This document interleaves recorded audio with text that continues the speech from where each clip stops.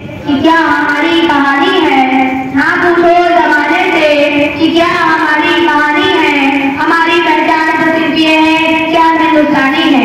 आदरणीय अध्यक्ष महोदय, गुरुजनों और यहाँ पर उपस्थित मेरे मित्रों, मेरा नाम सलाहुद्दीन है।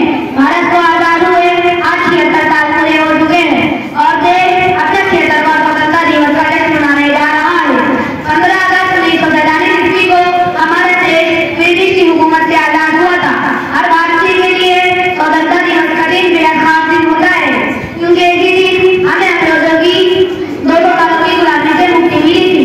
साथियों, भारत बहुत ही विविधताओं से भरा देश है। यहाँ विभिन्न राज्यों के अलग अलग भाषाएं, धर्म और जातियों के लोग रहते हैं। सबका रहन सहन अलग होकर भी वो सभी दिन को एक होकर मनाते हैं। स्वतंत्रता दिवस के दिन देशभक्ति की भावना, एक दूसरे को करीब